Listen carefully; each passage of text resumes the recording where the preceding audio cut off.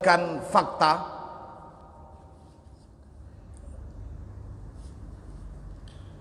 di mana mereka menjadikan apa yang menjadi doa iftitah kita ketika sholat sebagai bentuk atau kalimat yang menolak upaya cinta bangsa.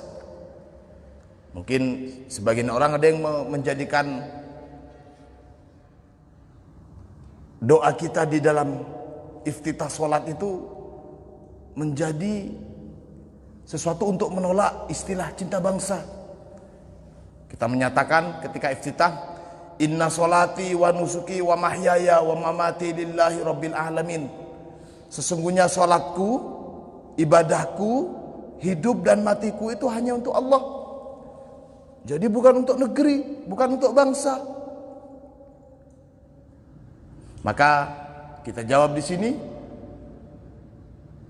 untuk mereka yang menjadikan ini sebagai hujah penolakan cinta bangsa, maka saya katakan itu adalah pemahaman yang keliru.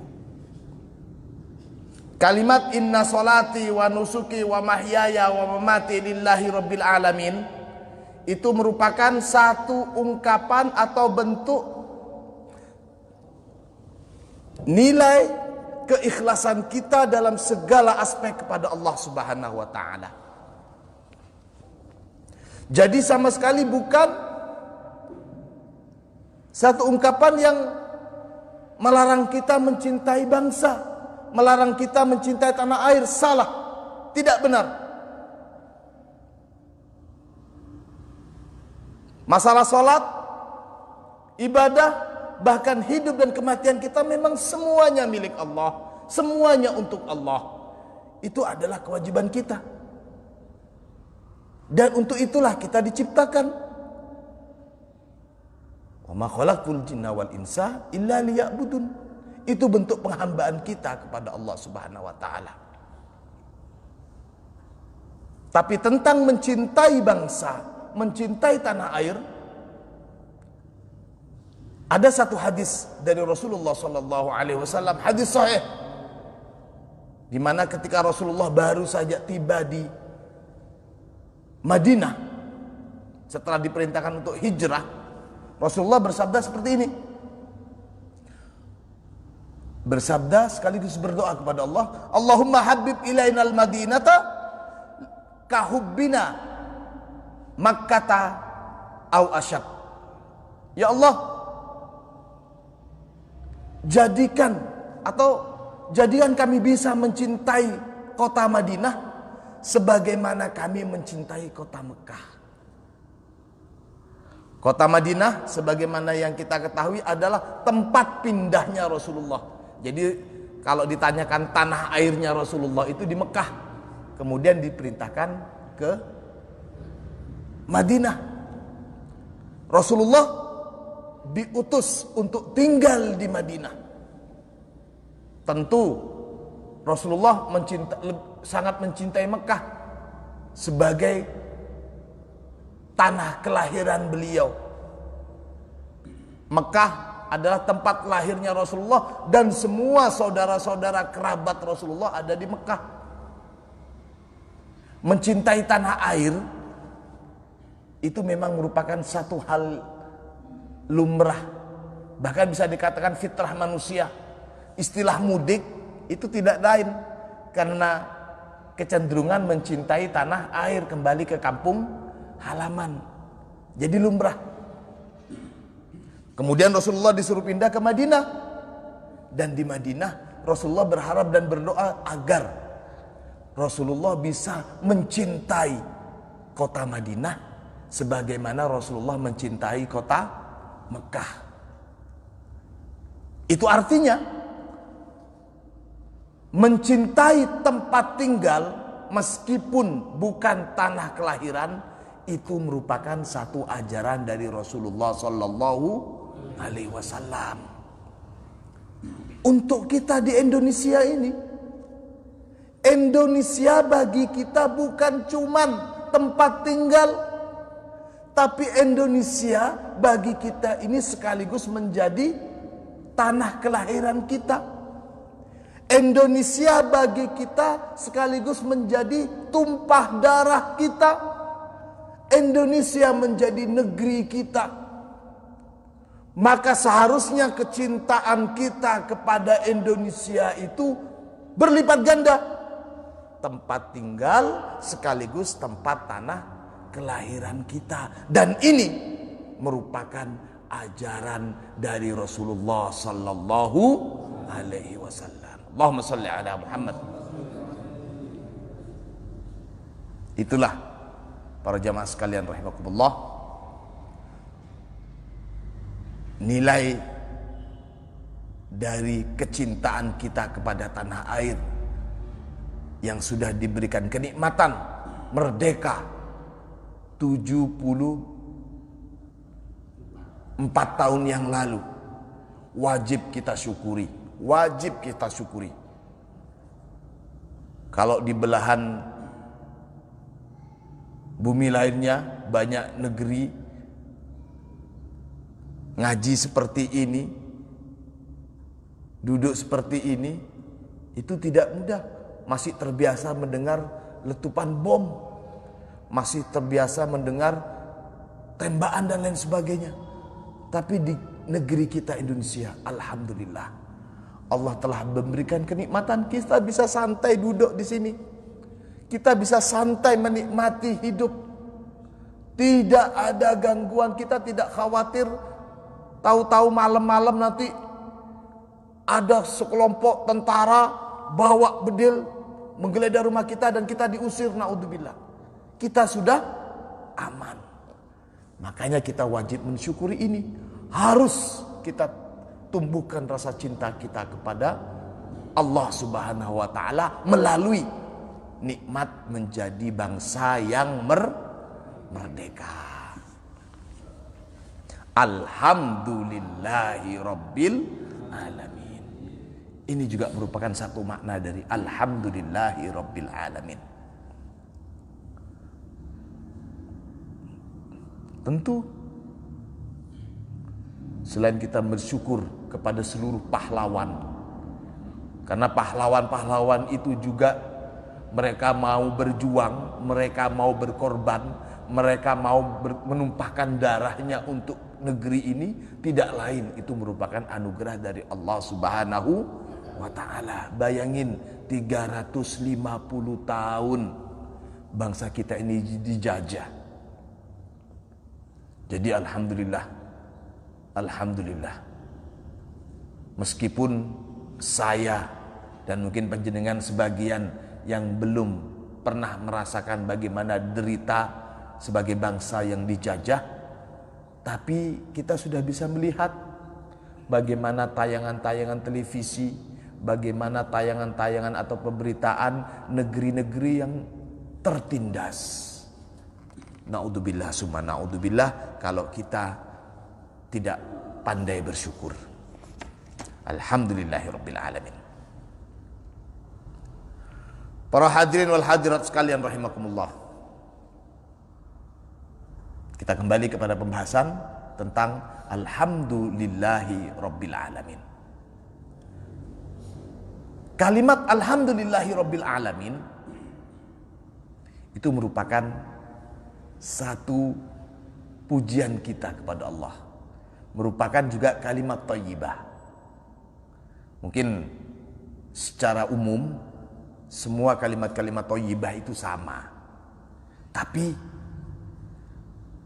secara hakikat kalimat Alhamdulillah itu melebihi kalimat-kalimat thayyibah lainnya. Kalimat Alhamdulillah melebihi kalimat La ilaha illallah. Kalimat Alhamdulillah melebihi kalimat Allahu Akbar. Kalimat Alhamdulillah melebihi kalimat-kalimat yang lainnya. Dalam hal ini Rasulullah bersabda,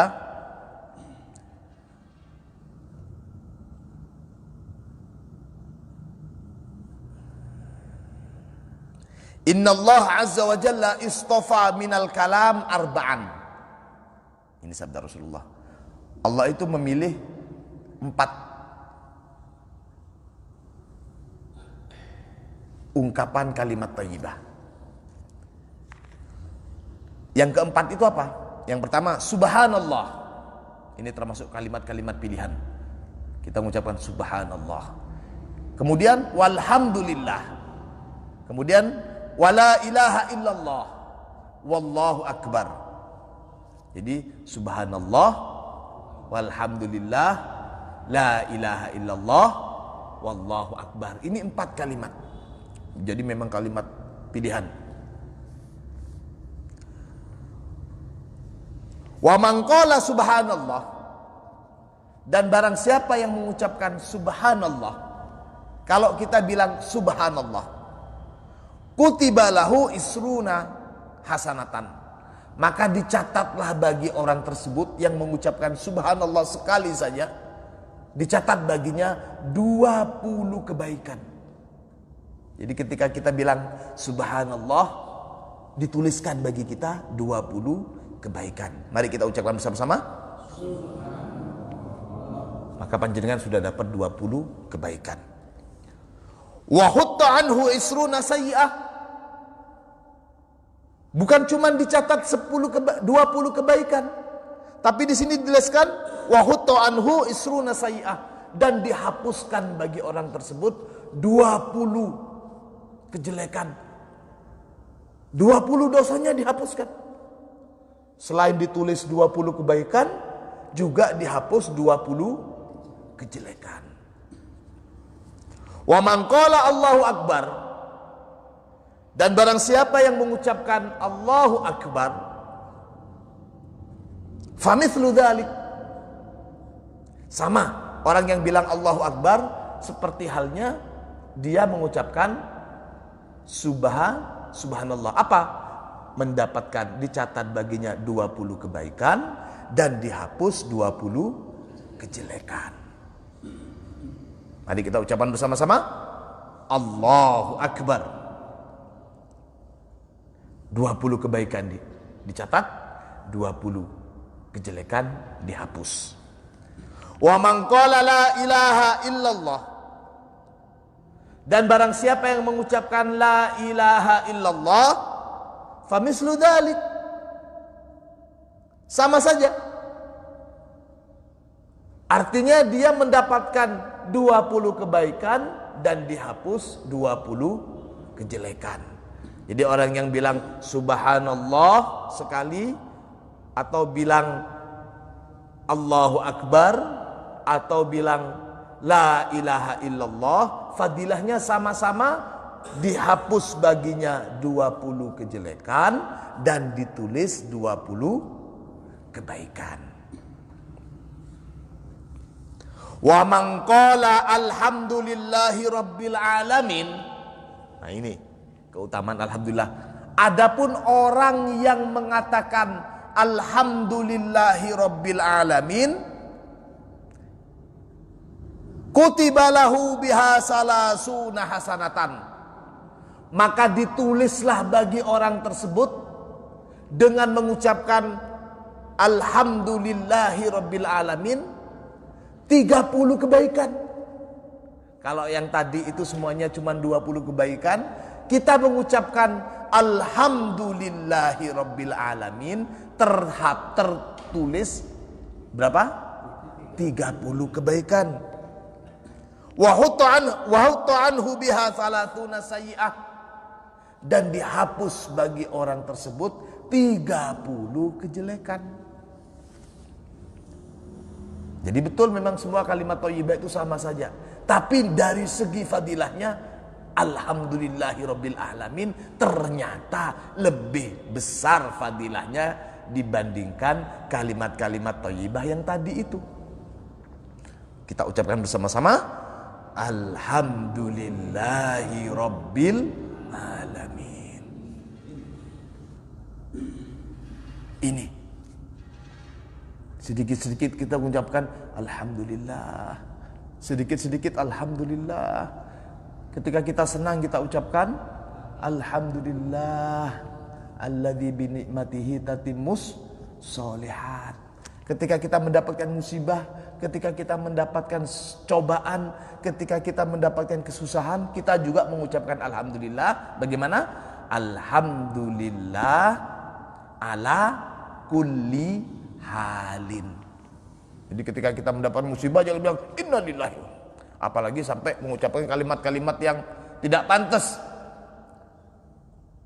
Tetap Rasulullah mengajarkan kita, meskipun kita mendapatkan musibah, kecelakaan atau cobaan, kita tetap mengucapkan alhamdulillah, tapi diteruskan ala kulli halin.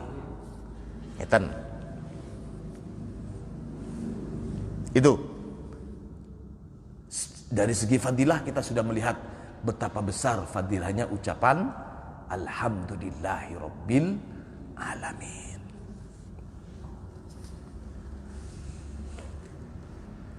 Selain dari segi fadilah, Rasulullah juga bersabda, alhamdulillah tamlaul mizan. Kita mengucapkan alhamdulillah, kita bilang alhamdulillah, tamlaul mizan. Maka ucapan alhamdulillah itu